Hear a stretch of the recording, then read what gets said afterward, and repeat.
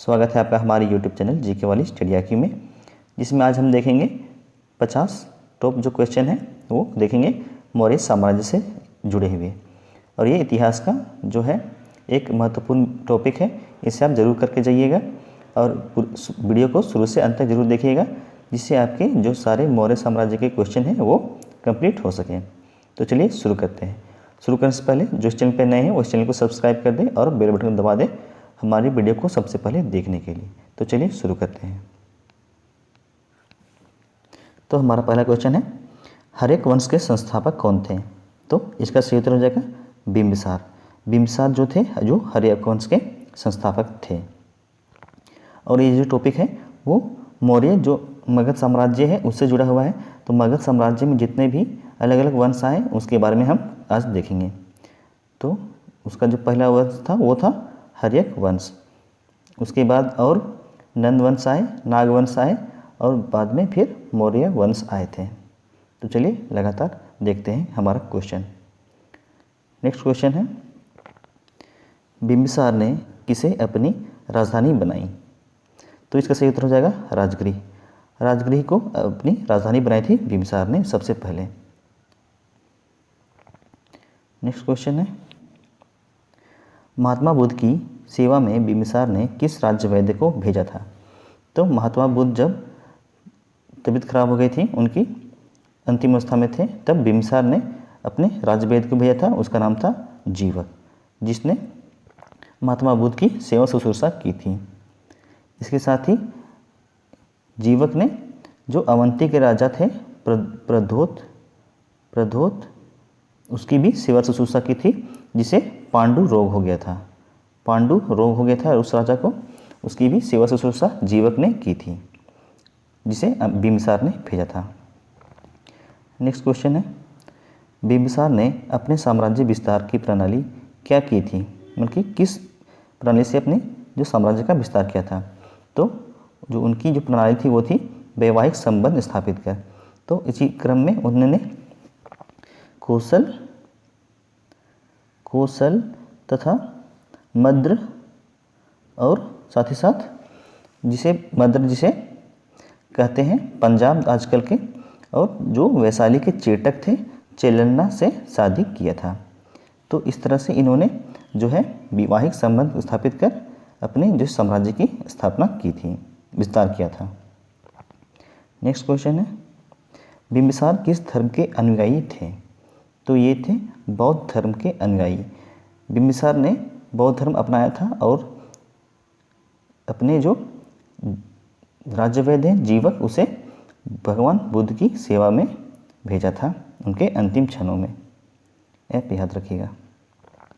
Next question है, बिम्बिसार की हत्या किसने की? तो बिम्बिसार की हत्या उसके पुत्र अजातशत्रु ने गद्दी को प्राप्त करने के लिए उनकी हत्या कर दी थी।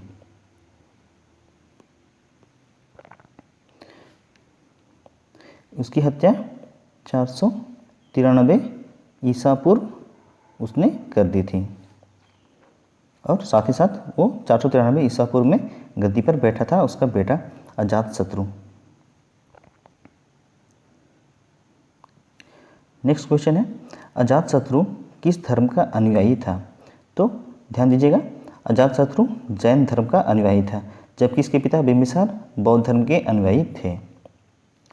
नेक्स्ट क्वेश्चन है, उदयन ने किसकी हत्या कर मगध की गद्दी पर कब्जा किया?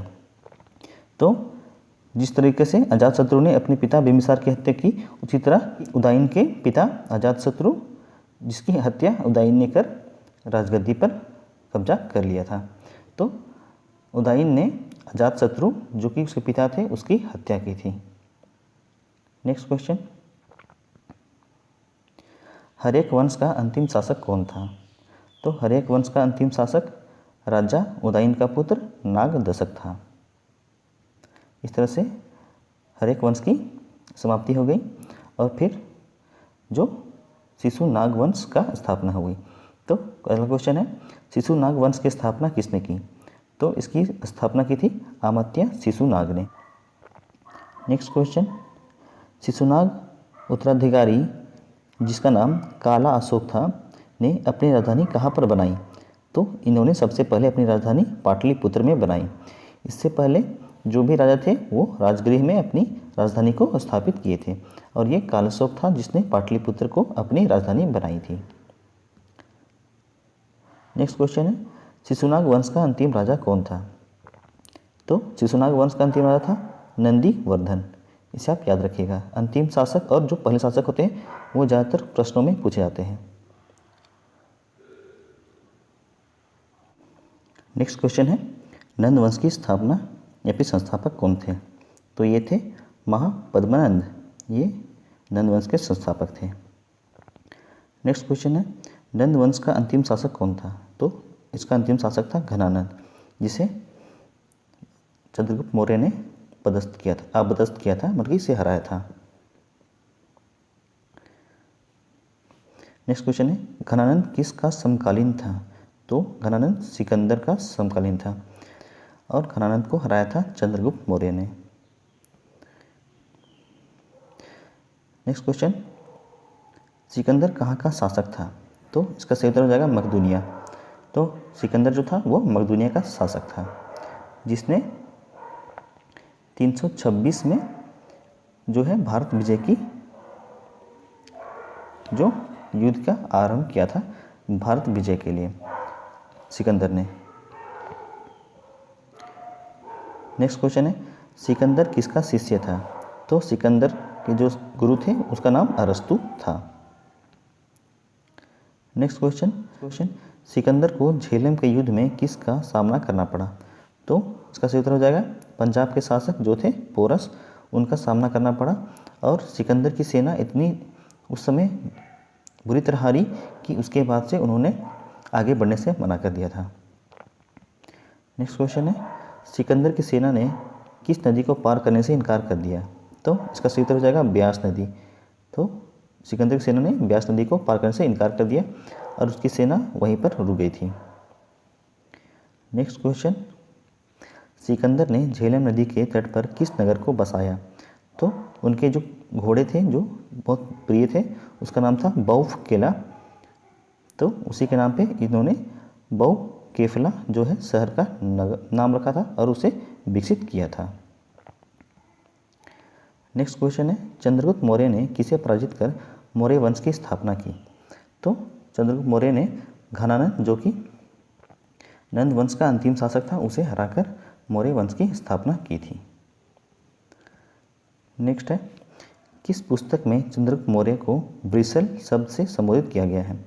तो याद रखिएगा ब्रिसल जो शब्द है वो चंद्रगुप्त मौर्य के लिए किया गया है और वो मुद्रा राक्षस में जो पुस्तक है उसमें किया गया है। नेक्स्ट क्वेश्चन है, घनानंद को हराने में चंद्रगुप्त मौर्य की सहायता किसने की? तो घनानंद को हराने में चंद्रगुप्त मौर्य की जो सहायता की थी वो थी चाणक्य, जिसके कौटिल्य या फिर विष्णुगुप्त नाम से भी जाना जाता है। नेक्स्ट क्वेश्चन है, अर्थशास्त्र की पुस्तक किसने लिखी है? तो आप सभी को पता है इसका सही उत्तर चाणक्य हो जाएगा। चाणक्य ने अर्थशास्त्र की पुस्तक लिखी थी जो कि अभी भी बहुत प्रचलित है। नेक्स्ट क्वेश्चन है, चंद्रगुप्त मगध की राजगद्दी पर कब बैठा? तो इसका सही उत्तर हो जाएगा 322 ईसा पूर्व में चंद्रगुप्त जो है मगध की राजगद्दी पर बैठा था। नेक्स्ट क्वेश्चन, चंद्रगुप्त ने अपने अंतिम समय पर कहाँ पर बिताए? तो चंद्रगुप्त जो थे वो अपने अंतिम समय में कर्नाटक के श्रवण बेलगोला नामक जो स्थान है वहाँ पर चले गए थे और उन्होंने वहाँ पर अपने प्राण त्याग दिए और ये 298 ईसा पूर्व की घटना है। मतलब उनका जन्म हुआ था 345 ईसा पूर्व में और वो राजगद्दी पर बैठे थे 322 ईसा पूर्व में और उनकी जो मृत्यु हुई थी वो 298 ईसा पूर्व में हो गई थी। जन्म याद रखिएगा और राजगद्दी याद रखिएगा और मृत्यु याद रखिएगा। 345 में उन्होंने जन्म लिया, 322 में उन्होंने गद्दी पर बैठा और 298 ईस्वी में उनकी मृत्यु हो गई थी। नेक्स्ट क्वेश्चन है, चंद्रगुप्त मौर्य ने किसके साथ शादी की? तो इसका सही उत्तर हो जाएगा सिकंदर के जो सेनापति थे सेल्यूकस निकेटर, उनकी बेटी का नाम था कॉर्नेलिया, उसके साथ चंद्रगुप्त मौर्य ने शादी किया था। और जब शादी किया तो सेल्यूकस निकेटर ने, जो कि 4 जो साम्राज्य थे या फिर देश थे, जो थे काबुल, कंधार, हेरात तथा मकरान,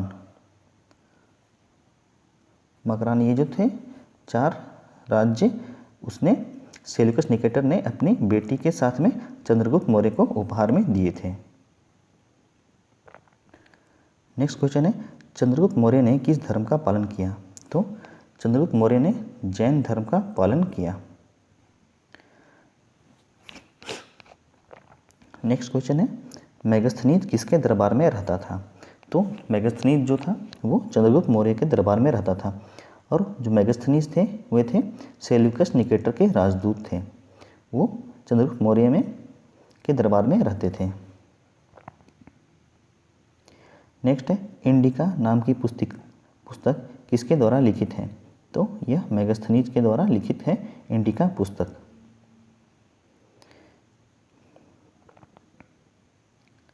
नेक्स्ट क्वेश्चन है, चंद्रगुप्त मौर्य का उत्तराधिकारी कौन बना? तो चंद्रगुप्त मौर्य का जो उत्तराधिकारी था वो बिंदुसार बना। बिंदुसार और बिंबिसार में अंतर देखिएगा, ये बिंदुसार है जो कि चंद्रगुप्त मौर्य के उत्तराधिकारी हैं। इसे अमित्रघात के नाम से भी जाना जाता है, जिसका मतलब होता है कि मित्र शत्रु विनाशक। नेक्स्ट क्वेश्चन है, बिंदुसार किस संप्रदाय का अनुयायी था? तो बिंदुसार जो था वो आजीवक जो संप्रदाय था उसके अनुयायी थे। नेक्स्ट क्वेश्चन, आजीवक संप्रदाय की स्थापना किसने की? तो आजीवक जो संप्रदाय थी उसकी स्थापना की थी। नेक्स्ट क्वेश्चन, अशोक को बौद्ध धर्म की शिक्षा किसने दी? तो अशोक को जो बौद्ध धर्म की शिक्षा दी थी वो थे उपगुप्त। इसे आप याद रखिएगा। नेक्स्ट क्वेश्चन, किसकी प्रवचन सुनकर राजा अशोक ने बौद्ध धर्म को अपनाया? तो निग्रोध जो थे उनके प्रवचन को सुन के राजा अशोक ने बौद्ध धर्म के प्रति अपना जो है आकर्षण प्राप्त किया था। नेक्स्ट क्वेश्चन है, अशोक ने आजीविकों के रहने हेतु बराबर नाम की जो पहाड़ी थी, बराबर की पहाड़ी में किन 4 गुफाओं का निर्माण करवाया था? तो वो 4 गुफा थे कर्ज, चौपार, सुदामा तथा विश्व झोपड़ी। तो हमेशा पूछा जाता है कि विश्व झोपड़ी के बारे में सवाल पूछा जाता है, तो इसका जो निर्माण करवाया था वो राजा अशोक ने करवाया था बराबर की पहाड़ियों में। नेक्स्ट है, अशोक के पुत्र एवं पुत्री का नाम क्या था? तो अशोक के जो पुत्र था उसका नाम था महेंद्र तथा पुत्री का नाम था संघमित्रा। नेक्स्ट क्वेश्चन, अशोक के शिलालेखों में किन लिपियों का प्रयोग हुआ है? तो इनमें जो 4 महत्वपूर्ण लिपि हैं उनका उपयोग हुआ है वो है ब्राह्मी, खरोष्ठी, ग्रीक तथा अरमाइक जो है लिपि। इन चारों लिपि का जो यूज हुआ है। नेक्स्ट क्वेश्चन, मौर्य वंश ने कितने वर्षों तक शासन किया? तो मौर्य वंश ने लगभग 137 वर्षों तक शासन किया था। नेक्स्ट है, मौर्य वंश का अंतिम शासक कौन था? तो मौर्य वंश का अंतिम शासक बृहद्रथ था। तो बृहद्रथ के बारे में है कि जो इसके सेनापति थे पुष्यमित्र शुंग, उन्होंने 185 ईसा पूर्व में इनकी हत्या कर दी थी और साथ ही साथ पुष्यमित्र शुंग ने शुंग वंश की स्थापना रखी। तो चलिए जानते हैं कि अशोक के जो प्रमुख जो अभिलेख थे और उसमें जो वर्णित विषय थे वो क्या क्या थे। तो उनके जो शिलालेख थे वो पहले शिलालेख, उसमें उन्होंने कहा था कि पशु बलि की जो पहले प्रथा थी उसके बारे में कि उन्होंने बंद करवा दिए और साथ साथ उसकी निंदा भी की थी। और दूसरे जो शिलालेख थे उसमें उन्होंने मनुष्य तथा पशु दोनों की चिकित्सा व्यवस्था की वर्णन करवाए हैं। और जो तीसरे थे वो थी जो राजकीय जो अधिकारी उनके राज्य में थे उन्हें हर 5 वर्षों में राज्य के दौरे पर जाने के लिए आज्ञा दी थी। और चौथे जो शिलालेख थे उसमें उन्होंने भेरी घोष जो कि पहले होती थी उसमें उसकी जगह में धम्म घोष की स्थापना की थी। धम्म घोष जो थी एक धार्मिक यात्रा या तीर्थ यात्रा के नाम पर उस समय प्रचलित थी, जो कि बौद्ध धर्म के प्रति अपना जो तीर्थ होता था उसे दर्शाता था। नेक्स्ट है पांचवा शिलालेख थे, उसमें उन्होंने धर्म महापात्रों, जो महापात्र होते थे वो धर्मगुरु होते थे, उसकी नियुक्ति की जानकारी उन्होंने वहाँ पर शिलालेख में उत्कीर्ण करवाई थी। नेक्स्ट है छठा शिलालेख, जिसमें उन्होंने आत्मनियंत्रण की शिक्षा को प्रचलित करवाया था। नेक्स्ट है सातवां तथा आठवां जो शिलालेख थे वो थे अशोक की तीर्थ यात्राओं को उल्लेख किया था उसमें। और नौवीं शिलालेख में उन्होंने सच्ची भेंट तथा सच्चे शिष्टाचार का उल्लेख करवाया था। नेक्स्ट है 10वां शिलालेख, जिसमें अशोक ने आदेश दिया कि राजा तथा उच्च अधिकारी हमेशा प्रजा के हित की सोचेंगे। नेक्स्ट है 11वें शिलालेख, जिसमें धर्म की व्याख्या की थी। 12वीं जो शिलालेख थी उसमें जो महिला महामात्रा थे वो उनकी नियुक्ति तथा उनके विचारों को सम्मान दिया जाएगा, इसके बारे में उत्कीर्ण करवाए थे। और जो 13वीं जो शिलालेख थी उसमें कलिंग के युद्ध के समय का वर्णन तथा उसके हृदय परिवर्तन की बात कही गई है कि कैसे उनके भारी जानमाल की हानि देख उनका हृदय विदारक हो गया और वे शांति की खोज में बौद्ध धर्म को अपना लिए। नेक्स्ट 14वां तथा आखिरी जो शिलालेख थे उनमें अशोक ने जनता को धार्मिक जीवन जीने के लिए प्रेरित किया। और ये थे जो उनके 14 जो शिलालेख थे उनके बारे में उनका वर्णन है। आशा करता हूँ कि आपको ये वीडियो अच्छा लगा होगा, और ये वीडियो अच्छा लगा होगा तो इसे एक लाइक करना ना भूलें और हमारे चैनल को सब्सक्राइब कर लें। इसी तरीके के वीडियो को देखने के लिए हमारे चैनल को सब्सक्राइब करें और बेल बटन दबा दें। मिलते हैं नेक्स्ट वीडियो में, तब तक के लिए धन्यवाद।